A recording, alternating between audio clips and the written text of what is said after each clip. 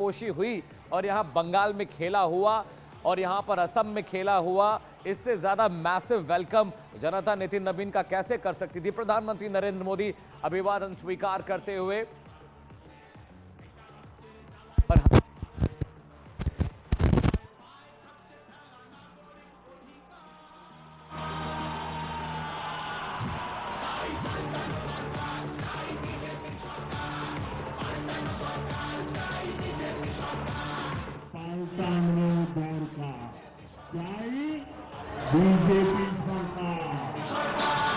दिनेश जी, बहुत बहुत स्वागत है आपका इंडिया न्यूज पर।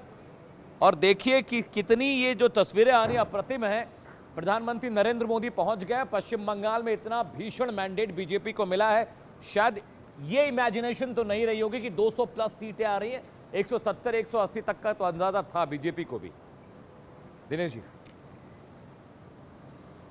देखिए, माननीय गृह मंत्री जी ने 180 से ऊपर कही थी और प्रधानमंत्री जी ने कहा था कि हम भारी भरकम बहुमत से वापस बंगाल में शपथ ग्रहण समारोह में भाजपा की सरकार के आएंगे। अब आप देखो कि उनके जो उनके अभिषेक बैनर्जी थे, उन्होंने इसके जवाब में चुनौती दे डाली और उन्होंने कहा कि अगर अमित शाह जी की हिम्मत हो, यानी गृह मंत्री जी को चुनौती देते हुए कहा कि वो 4 तारीख की शाम को या 5 को बंगाल में आके दिखाएं। जी, ये अहंकार था और अहंकार का जवाब जनता ने दिया। और जो खेला की बात करते थे ना, तो बंगाल में तृणमूल का झमेला समाप्त हो गया।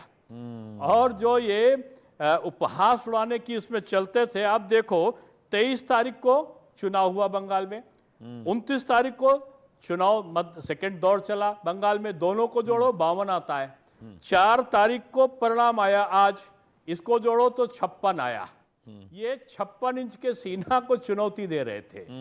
अब इनको माननीय मोदी जी की शक्ति पर और जनता के विश्वास पर संशय नहीं करना चाहिए।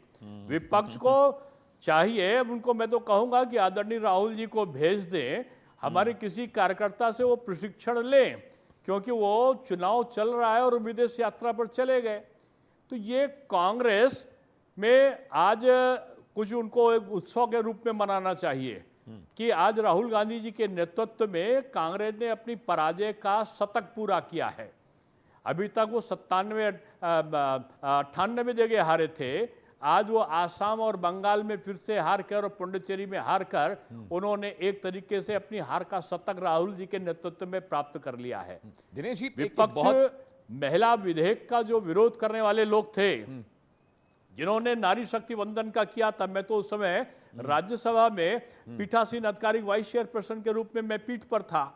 जिस तरीके से कोलाहल, जिसको कहते हैं नंगनाच, तृणमूल कांग्रेस के सांसदों ने, जिस तरीके से कांग्रेस के सांसदों ने, जिस तरीके से समाजवादी पार्टी ने उनको समर्थन देकर नारी शक्ति वंदन का, नारियों का, महिलाओं को आरक्षण 2029 से ना मिल सके, सीटें ना बढ़ सके महिलाओं के लिए, जिस प्रकार का प्रदर्शन था, मैं समझता हूं आसाम की महिलाओं ने और उसके साथ साथ बंगाल की महिलाओं ने उनको दंड दिया है। और अगर आप देखो तो तमिलनाडु ने भी कांग्रेस को दंड दिया है।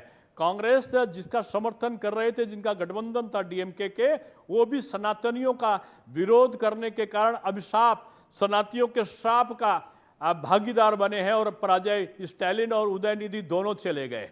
तो मैं कहना चाहता हूं कि ये देश अब बांग्लादेशी मानसिकता का प्रादुर्भाव बंगाल में ना हो और बंगाल में अब वहां फेंसिंग हो, जिससे घुसपैठिए ना आ सके, उसकी व्यवस्था करने के लिए भी हम लगातार दिखा रहे हैं। प्रधानमंत्री नरेंद्र मोदी बीजेपी ऑफिस पहुंच चुके हैं। दिनेश जी, एक बहुत इंपॉर्टेंट बात यह भी है कि जो दावे कर रही थी टीएमसी पश्चिम बंगाल को लेकर, कांग्रेस जो असम को लेकर दावे कर रही थी, उससे बिल्कुल उलट नतीजे आए हैं। और जिन मसलों को लेकर बीजेपी ने कैंपेन किया, चाहे कटमनी, चाहे सिंडिकेट, चाहे महिला सुरक्षा, चाहे डेवलपमेंट, चाहे भ्रष्टाचार, इन तमाम इश्यूज को टीएमसी धता बताती रही।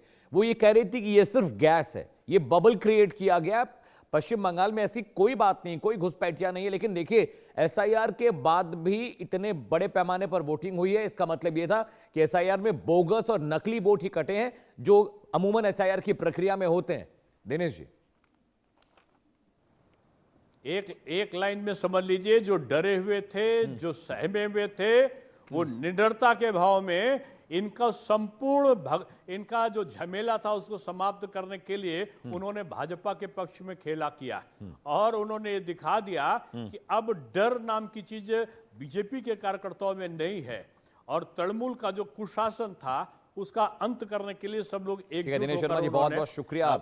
यूपी के पूर्व मुख्यमंत्री, बीजेपी के वरिष्ठ नेता दिनेश जी हमारे साथ हैं। नितिन नवीन कुछ बोल रहे हैं, पार्टी के प्रेसिडेंट हैं, आइए आपको सुनाते हैं। सर्वप्रथम